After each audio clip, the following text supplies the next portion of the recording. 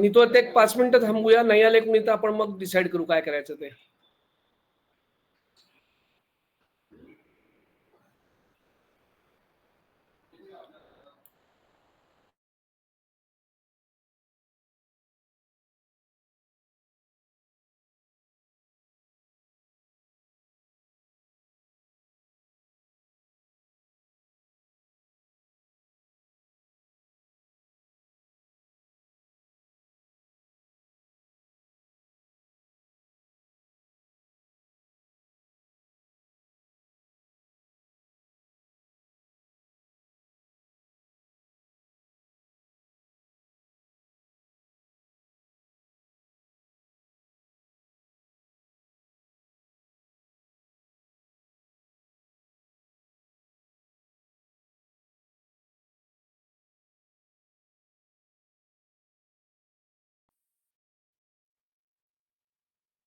कोणीच आलेच दिसत नाही अजून.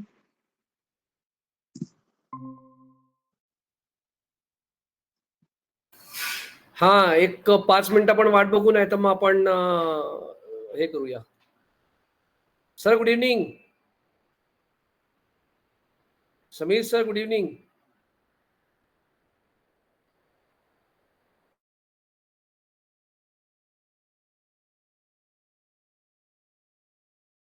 Sir, good evening. How are you, sir? Fine sir.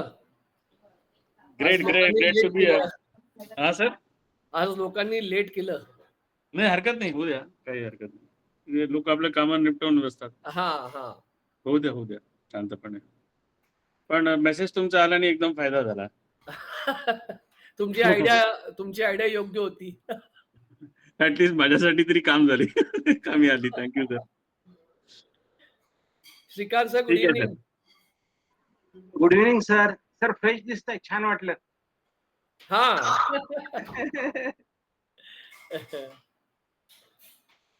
ती आमच्या समीर सरांची आयडिया आहे. ते म्हटले एकदम चकाचक होऊन बसा.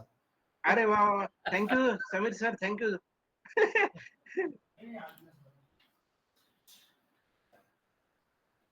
Jagannath sir welcome.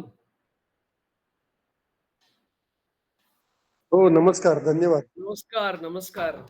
एक 2-3 मिनिटात आपण स्टार्ट करूया. हा आरामात. मला उशीर झाला पण ठीक आहे. हा नाही का, हळूहळू लोक येत आहेत, तर एक 2 मिनिटात आपण स्टार्ट करू.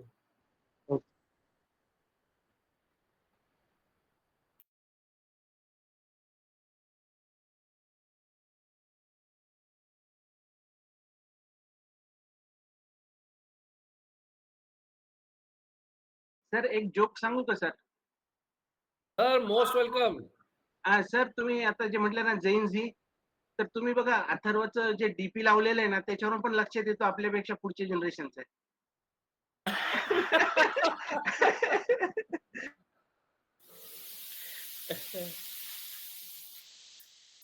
I cannot agree more, sir.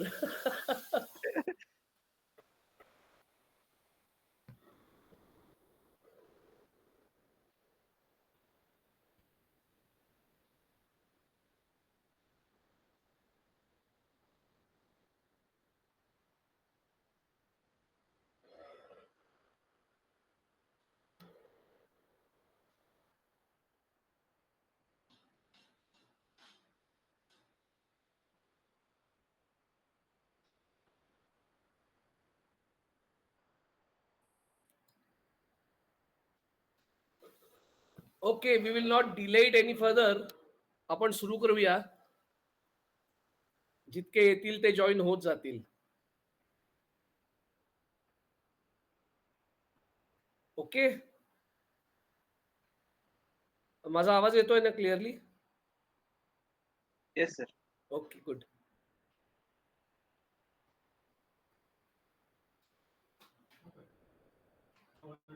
Okay, first slide is visible. Welcome you all. नाही सर, नाही दिसत. I hope you all are good. सलग 8वा एपिसोड आहे हा.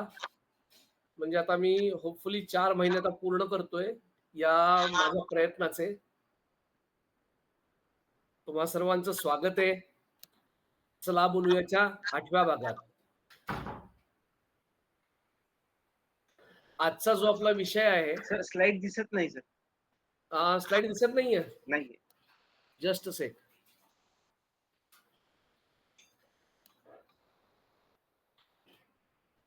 अथर्व, स्लाइड का दिसत नाहीये?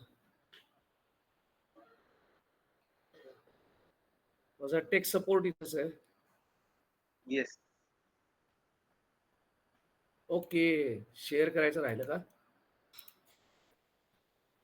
या.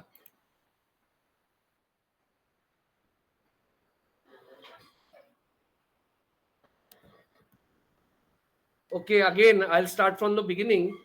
आता स्लाइड दिसतेय ना? हो सर. हा, तर चला बोलूयाच्या 8व्या भागात आपल्या सगळ्यांचं स्वागत आहे. आता कंटिन्युअस 4 महिने मी हा उपक्रम करू शकलोय. त्याबद्दल मी माझं स्वतःच एक अभिनंदन करून घेतो, कारण सहसा माझे उपक्रम फारसे होत नाहीत, टिकत नाहीत माझे प्रयत्न. एनिवे, आजचा आपला विषय आहे कम्युनिकेशन. तर संवाद, जसं चित्रात दाखवलंय संवाद. संवाद म्हणजे बेसिकली 2 माणसात, 2 प्राण्यात होणारं इंटरॅक्शन. आपण याविषयी आज बोलणार आहोत. तर त्यात 4 भागात आपण हे कंडक्ट करणार आहोत. संवाद म्हणजे काय? कारण कुठल्याही गोष्टीची पहिल्यांदा डेफिनेशन करून घेतली की ती समजून घ्यायला फार सोपी जाते, आणि मग त्यातले जे काही प्रॉब्लेम असतात ते आपण फार लवकर समजून घेऊ शकतो की त्याच्यावर ओव्हरकम होऊ शकतो. त्याच्यानंतर संवादाचं महत्व काय आहे, संवादात काय अडथळे येऊ शकतात, कम्युनिकेशनचे बॅरियर्स काय आहेत आणि ते कसे क्रॉस करायचे. बेसिकली आपला एम आहे की आपलं लाईफ सुखी झालं पाहिजे, आणि तो जर आपला एम असेल तर त्यातलं जसं मागच्या वेळेला आपण एक्सपेक्टेशन्स यावर विचार केला होता, तसं त्याची पुढची पायरी एक आहे की कम्युनिकेशन कसं असलं म्हणजे आपलं आयुष्य सुखी होऊ शकेल. तर संवाद म्हणजे काय? जर तुम्ही सायकोलॉजिकल डेफिनेशन पाहिलीत किंवा नॉर्मल जरी डेफिनेशन पाहिलीत, तर ती म्हणते की विचार, माहिती किंवा भावना यांचं आदान प्रदानाची जी प्रक्रिया आहे त्याला कम्युनिकेशन म्हणतात. ही प्रक्रिया एखाद्या ग्रुपमध्ये होऊ शकते, 2 इंडिव्हिज्युअल्स मध्ये होऊ शकते,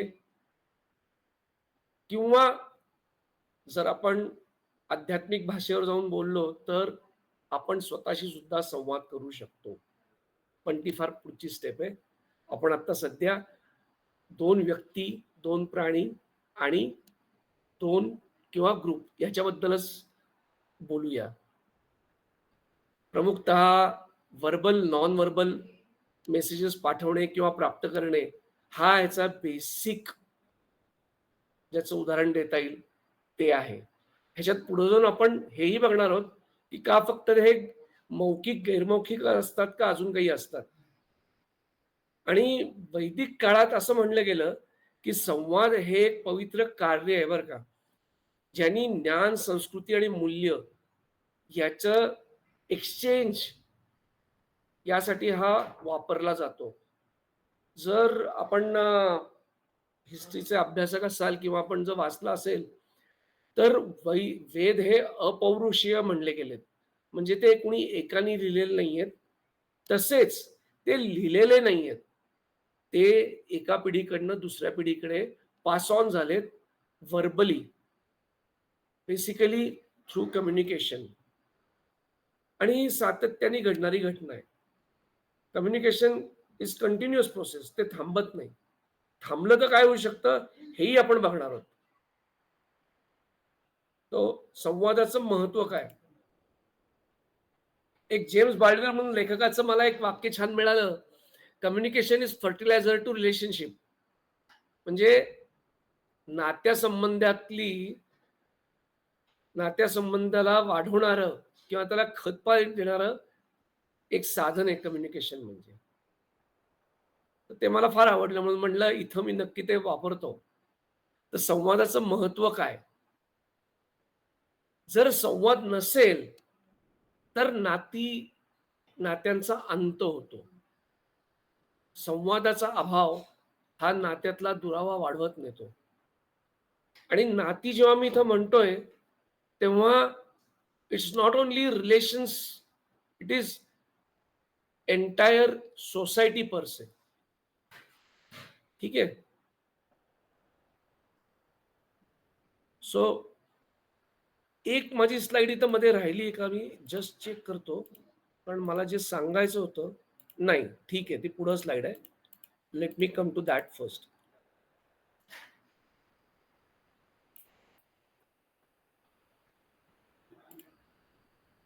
सो सुसंवाद हा नात्यात दृढता आणतो. जे आपण वाक्य पहिलं ऐकलं होतं की संवाद हा फर्टिलायझर आहे, कम्युनिकेशन हा फर्टिलायझर आहे नात्यांसाठी.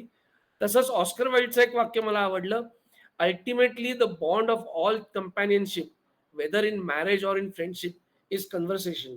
Conversation is basically communication. So जर कम्युनिकेशन असेल तर हा बॉन्ड वाढत जाईल, हे घट्ट होईल नातं एक प्रकारे. आणि जर ते नसेल तर ती दृढता कमी होत जाईल. आणि हे जे कम्युनिकेशन आहे हे तुम्हाला तुमच्या वैयक्तिक आणि व्यावसायिक उन्नतीसाठी आवश्यक आहे बरं का. म्हणजे असं म्हणून चालणार नाही की फक्त नातेसंबंधांसाठीच मला कम्युनिकेशन आवश्यक आहे. तुमच्या प्रत्येक जीवनाच्या टप्प्यावर कम्युनिकेशन असणं हे अत्यंत आवश्यक गोष्ट आहे आणि ती तुम्हाला प्रगतीकडे नेत असते. So it is very important to have communication. आता कम्युनिकेशन हे कॉन्फ्लिक्ट्स आणि मिसअंडरस्टँडिंग, गैरसमज हे दूर करण्यासाठी पण आवश्यक आहे.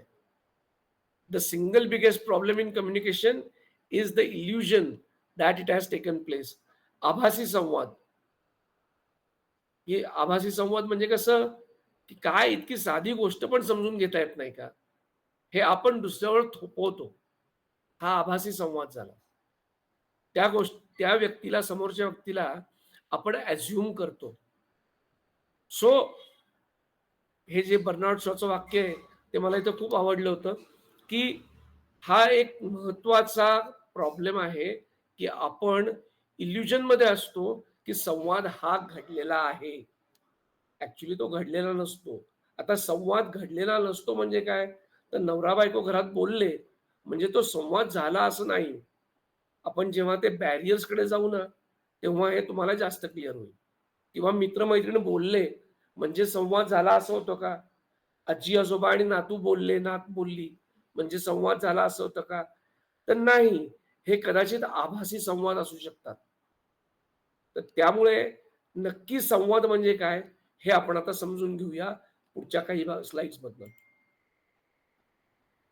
आत्ताच्या जगात सोशल स्टँडिंग आणि सोशल अंडरस्टँडिंग हे खूप जरुरीचं आहे. आणि म्हणूनच हा सॉक्रेटिसचा फिल्टर वापरणं संवादासाठी हा फार जरुरी आहे. जेव्हा आपण सोशल मीडियावर वावरतोय तेव्हा एखादी गोष्ट या 3 फिल्टर मधनं जर गेली तरच ती वापरावी, तरच तिचा उपयोग करून घ्यावा, तरच ती बोलली जावी, तरच ती पोस्ट केली जावी. हे माझं प्रामाणिक मत आहे. म्हणजे काय की ती गोष्ट खरी आहे का,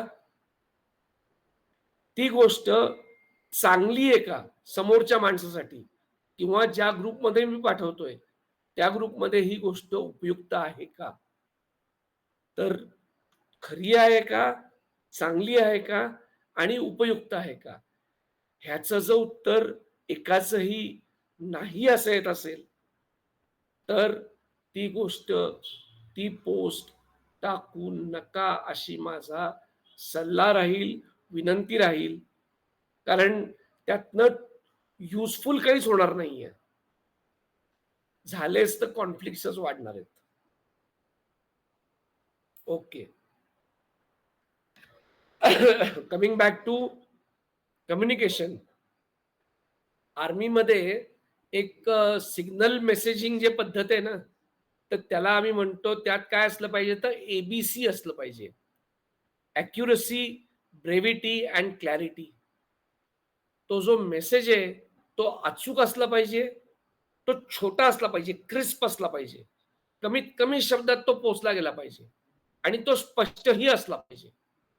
तर जेव्हा आपण कम्युनिकेशन करतो ना, तर ह्या ज्या 3 गोष्टी जर आपण आपल्या कम्युनिकेशनमध्ये संवादात आणू शकलो, तर आपला संवाद खूपच चांगला होईल असं मला वाटतं. ओके. कमिंग टू बॅरियर्स, जे मी आपण म्हणलं होतं, की बॅरियर्स टू कम्युनिकेशन. आता हे बॅरियर्स कोणकोणते आहेत ते बघूया. हां, मी जे तुम्हाला मगाशी स्लाईड म्हणलं ना राहिली आहे, ती एक हाईडमध्ये स्लाईड गेली बरं का. इथं. हे फार एक मला सांगायचं गोष्ट होती. आता ह्यात बघा, या हनीबीज आहेत. हा फायरफ्लाय सारखा एक किडा आहे किंवा हा कोल्हा आहे, लांडगा आहे रादर. हे सगळे त्यांच्या त्यांच्या परीने कम्युनिकेट करतात बरं का. म्हणजे कम्युनिकेशन म्हणजे फक्त मौखिक किंवा गैरमौखिक जे मी म्हणलं ना, ते नसतं. आता खाली ही जी माणसं दिसतायत, ही पण कम्युनिकेट करतायत. तर कम्युनिकेशन हे बॉडी लँग्वेजनी होऊ शकतं. कम्युनिकेशन तुमच्या चेहऱ्याच्या एक्सप्रेशननी होऊ शकतं. तुमच्या हातवाऱ्याने होऊ शकतं. तुमच्या आय कॉन्टॅक्टनी होऊ शकतं. तुमच्या जवळीकीने होऊ शकतं किंवा तुमच्या स्पर्शानेही होऊ शकतं. आणि याशिवाय आपल्या आवाजातले चढ-उतार हे सुद्धा काही गोष्टी कम्युनिकेट करतात. आई रागवली, की मुलाला किंवा मुलीला लगेच कळतं, की आत्ता आईचा टोन किंवा वडिलांचा टोन थोडा बदललेला आहे. आवाजातला चढ-उतार यावरनं ते समजून जातात. किंवा एखादा अंध व्यक्ती जेव्हा आपल्या जवळ असतो आणि त्याला जो आपण स्पर्श करतो किंवा एखादा प्राणी, कुत्रा जेव्हा जवळ येतो आणि आपण जेव्हा त्याला पेट करतो, कुरवाळतो, त्यातनं ते जे होत असतं तेही कम्युनिकेशन असतं. काही वेळेला आपण नुसत्या डोळ्यांनी लहान मुलांना कळतं एखादी खूण, की येस आपले पालक आपल्याला रागावलेत, आता आपण बोलता कामा नये. हेही कम्युनिकेशन आहे. आपण जेव्हा हातवारे म्हणतो किंवा सांगतो एखाद्याला थांब, कारण तिथं आपल्याला बोलायचं नसतं. पण इशाऱ्याने आपण सांगतो, थांब. हेही कम्युनिकेशन आहे. तर हेही कम्युनिकेशनचे प्रकार आहेत. हे जे मी तुम्हाला मगाशी सांगायचं राहिलं होतं. सो कमिंग बॅक टू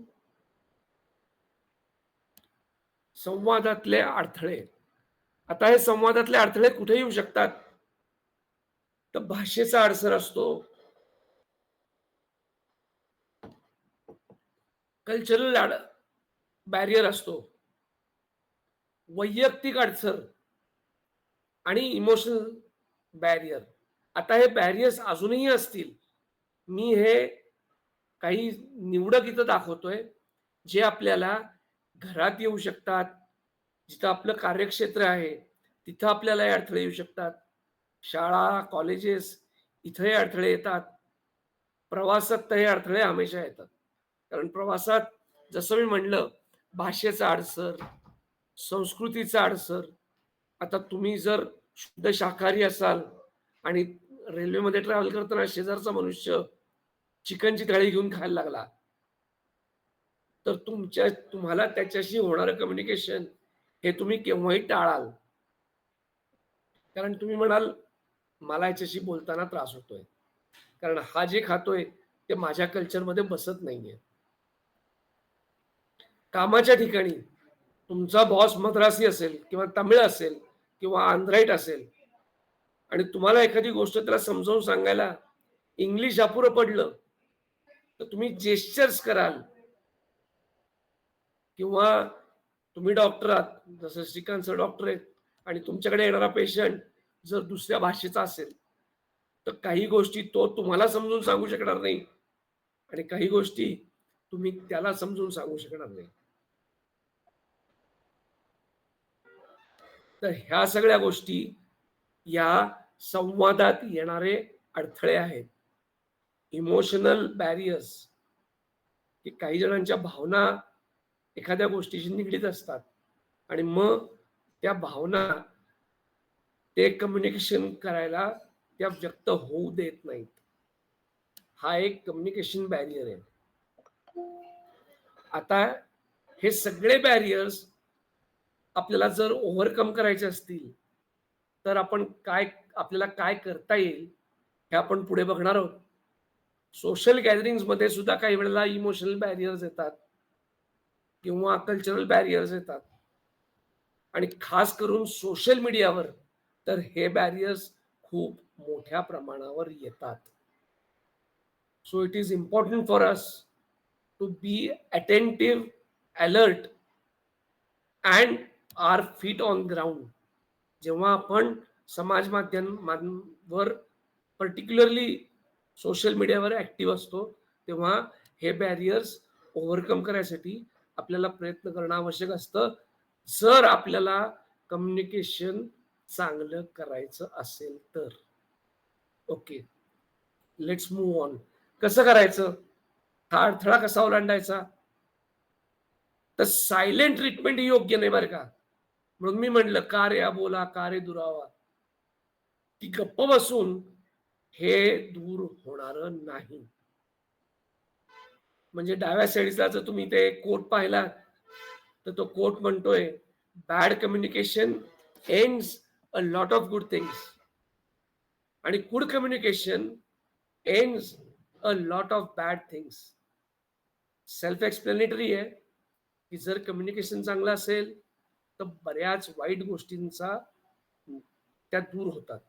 पण जर कम्युनिकेशन चांगलं नसेल तर कदाचित एखादी चांगली गोष्ट ही ती वाईट प्रकारेच बघितली जाते. So that is the thing.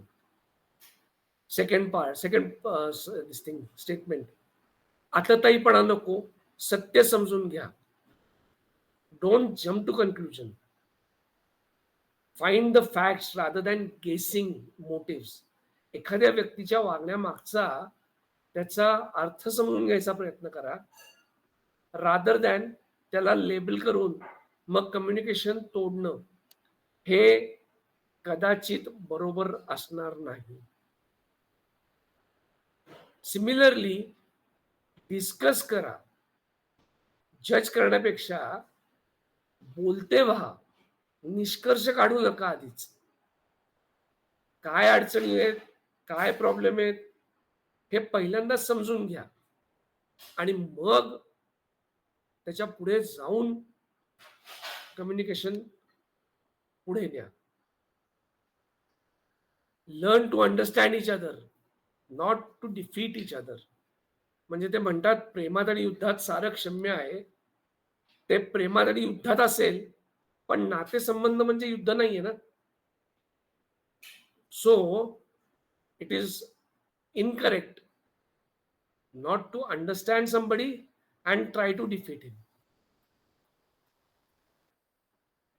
Talk using the future and present tense rather than past tense. खास करून जी आमची आणि आमच्या पुढची पिढी आहे ती जेव्हा बोलते तेव्हा ती अशा भाषेत बोलते, आमच्या वेळी असं होतं. अवॉइड करा. जर कम्युनिकेशन चांगलं व्हायची इच्छा असेल तर हे अवॉइड करा. आत्ता काय आहे किंवा ह्याच्या पुढे काय होणार आहे हे जास्त महत्वाचं आहे. ऍक्च्युली आपल्याला तेच हवं आहे ना, की ह्याच्या पुढे काय आहे आणि आता काय आहे. जर कम्युनिकेशन हवं असेल दोन पिढींमध्ये तर आमच्या वेळी काय हे सांगायचा प्रयत्न करू नका. Nobody is interested in that. आणि खास कर जेन झी तर अजिबात नाही. जसं श्रीकांत सर मगाशी म्हणत होते, they are not interested. They are well embedded in their culture and their society. त्यांचं वेगळं विश्व आहे. आपल्याला त्या विश्वात समावून जायचंय का. आता वानप्रस्थाश्रम राहिलेलं नाहीये. आपल्याला त्यांच्या बरोबरच राहायचंय. भले आपण वेगळे राहू पण त्यांना समजून घेणं याकरता आवश्यक आहे, कारण ते आपल्याला समजून घेणार नाहीये. गृहीत धरा ते तुम्हाला समजून घेणार नाहीयेत, कारण त्यांना ती आवश्यकताही नाहीये. भूतकाळाचं भूत मानगुटीवर घेऊन जगणे टाळा. Leave the excess baggage of past. काय घडलंय माग हे सोडा, पुढे सरका, कारण पुढे जर सरकलात तरच त्यात फायदा होणार आहे. जेव्हा वाक्य वापराल तेव्हा तू किंवा तुझ्यामुळे ह्याच्यापेक्षा मला असं वाटतं बरं का, हे जास्त उपयुक्त ठरेल. की व्हॉट आय फील असं म्हणून जर एकदा वाक्य म्हणलात, rather than you are not doing this, मला असं वाटतंय की हे असं झालं असतं तर बरं झालं असतं. या दोन वाक्यात फरक आहे. आपण दुसऱ्यावर ब्लेम करतोय आणि इथं आपण आपलं मत प्रकट करतोय. So it is better to have a smooth communication with मला असं वाटतंय रादर दॅन तू किंवा तुझ्यामुळे.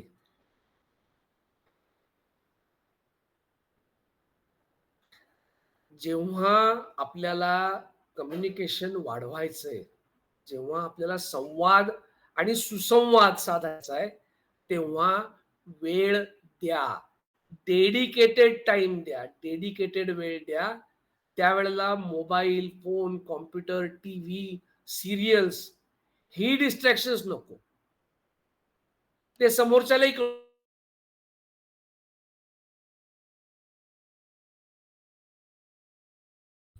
काय बोलायचंय याबद्दल तुम्ही स्वतः क्लिअर राहा. आणि जसं मी मगाशी म्हणलं, ABC of communication, accuracy, brevity and clarity. स्पष्ट, अचूक तेवढं बोला आणि समोरच्या व्यक्तीला ते पोचलंय की नाही याची पोचपावती घ्या. म्हणजे ते त्यांनी त्याचा बरोबर अर्थ काढलाय. कारण काही वेळेला असं होतं की आपण जे बोलतो त्याचा चुकीचा अर्थ निघण्याची शक्यता असते. कदाचित तो मनुष्य त्यावेळेला ते सांगणार नाही, पण त्या व्यक्तीच्या डोक्यात ते राहतं आणि तो जो चुकीचा अर्थ घेऊन गेला तर इट इज अगेन तुमचं जी मेहनत आहे कम्युनिकेशन गॅप ब्रिज दूर करण्याची, ती सगळी वेस्ट होणार आहे. आता यात मी म्हटलंय की learn to put aside your own thoughts. आपले विचार थोडे बाजूला करा. समोरच्याचं फिलिंग्स, इंटेन्शन्स, त्याच्या गरजा याचा जास्त विचार करा. तुम्हाला जर संवाद वाढवायचा आहे तर यू गो 2 स्टेप्स अहेड. समोरच्यानी केलं का माहित नाही, नसेल केलं कदाचित, पण मी करतोय, माझ्याकडनं मी हा प्रयत्न करतोय. म्हणूनच मी म्हणलं सहवेदना हवी आहे, सहानुभूती नकोय. Empathy is required, not sympathy. It is very important to have empathy, सहवेदना, सहानुभूती नाही. Have positive feelings. त्यांना समोरच्याला कळू द्या, appreciate them, admire them, tell them की this is what I admire about you. मग जेव्हा त्याला हे कळेल की yes this person is positive about me, then तुम्ही ऑलरेडी 4 पावलं पुढे गेलेले असाल. बोलताना आवाजाच्या पट्टीचा पण विचार करा. आवाजाची पट्टी किती वर आहे, तार सप्तकात जर सुरू केलं तर तो संवाद राहणार नाही. सो इट इज इम्पॉर्टंट की संवाद असावा. त्यासाठी आवाजाची पट्टी त्याच्याकडे लक्ष ठेवा. आणि निगोशिएट. आता जे इंग्लिशमध्ये लिहिलंय त्यातलं मी छोटंसं लिहिलंय की जाने भी दो यारो. निगोशिएट करा. लक्षात ठेवा की प्रत्येक वेळेलाच तुम्ही बरोबर असाल असं नाही. आणि जर तो इश्यू छोटासा असेल, अगदी मायनर असेल, तर सोडून द्या. Let it be, let go. कारण आपल्याला संवाद साधायचा आहे, कम्युनिकेशन साधायचंय, रिलेशन दृढ करायचंय. मग तेच आपल्याला करायचंय तर लेट गो, सोडून द्या. जसं मी प्रत्येक वेळेला सांगतो की संपताना टेकअवे काय आहेत, आज माझ्याकडे 2 टेक अवे आहेत. एक आहे, the most important thing in communication is hearing what isn't sed. जसं नवरा बायकोंच्यात होतं ना हमेशा, की बरं. आता बरं हे कुठल्या टोनमध्ये म्हणलं गेलंय हे जर समजलं गेलं तर ते कम्युनिकेशन कायम सक्सेसफुल राहील, ते नातं कायमच चांगलं राहील. असंच प्रत्येकावर आपण करू शकलो, पण त्यासाठी आपल्याला आधी माणसं ओळखायला शिकलं पाहिजे आणि त्यासाठी आपल्याला स्वतःला ओळखायला शिकलं पाहिजे. कारण आपण जेव्हा स्वतःला ओळखू तेव्हा आपल्याला कळेल की ठीक आहे, मी या ठिकाणी इथं इथं असा असा चुकतो, हे माझे ट्रिगर पॉइंट्स आहेत, हे आलं, हे शब्द, ही परिस्थिती, ही वाक्य, अशा प्रकारचं वागणूक असं आलं की माझा पारा चढतो. आणि हे जर आपल्याला समजून घेता आलं तर त्याच्यानंतर आपण पुढची माणसं ओळखायला शिकायला किंवा आपल्याला पुढची माणसं ओळखायला शिकण्यात मदत होते. म्हणून आधी आपण स्वतःला जर समजून घ्यायचा प्रयत्न केला आणि मग आपण समजून घेऊ शकलो. सोपं नाहीये, मला मान्य आहे. Self actualization is a very big step. पण हळूहळू जमेल, हळूहळू प्रयत्न करू.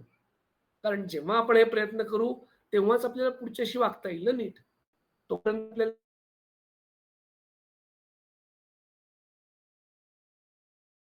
अँड लास्टली समर्थांच्या मनाचे श्लोक आहे. मला वाचताना 110वा श्लोक मी वाचला तर तो मला इतका योग्य वाटला.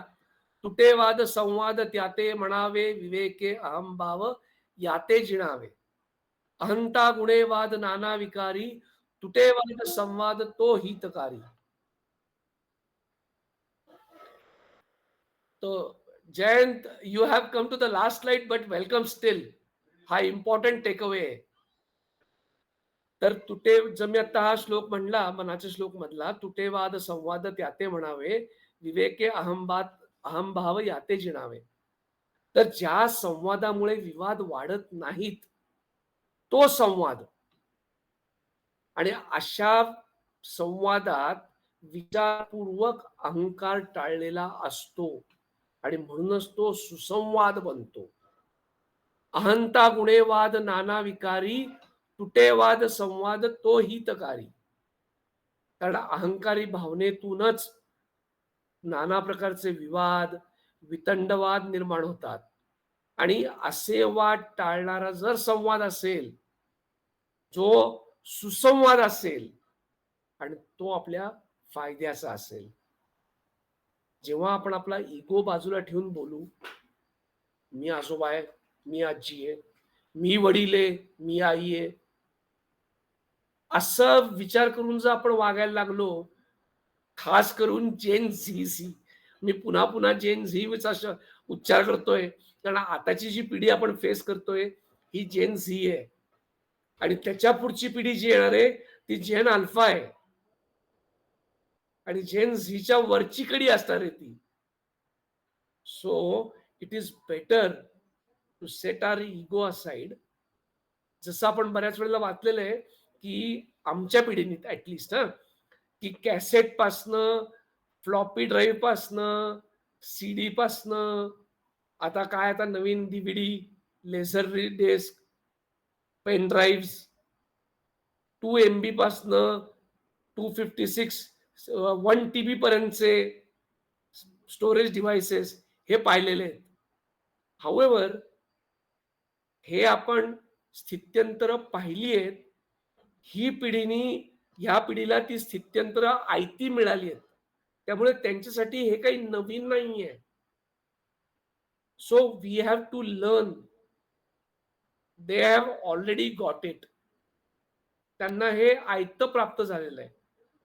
त्यामुळे त्यांची पिढी ही आपल्यापेक्षा काकणभर का होईना सरस असणार आहे आणि हे मान्य करायला काहीही हरकत नाही. कारण आपली भाषा फक्त संवादापुरतीच राहिली. ते ऑलमोस्ट वैखरी भाषेत पोचलेले आहेत, म्हणजे मेसेजिंग मध्ये पोचलेत, त्यात सुद्धा शॉर्ट फॉर्म करायला शिकलेत. त्यातही आता ते AI मधनं काय काय पुढं करतील हे आपल्याला माहित नाही. आणि आपण त्या स्टेजपर्यंत पोहोचायचं जरी म्हणलं तरी आपल्याला वेळ लागणार आहे. नाही असं म्हणत नाही की आपण पोहोचणार नाही, असं मी बिलकुल म्हणत नाहीये. पण ही जी गॅप राहणार आहे, ही जर आपल्याला भरून काढायची असेल, तर जसं समर्थ म्हणले तसं की वाद टाळणारा जर संवाद होत असेल, तरच तो सुसंवाद होईल, असं मला वाटतं. धन्यवाद. I finish here. जर आता काही प्रश्न असतील किंवा काही डिस्कस करायचं असेल, काही शेअर करायचं असेल, please you are most welcome.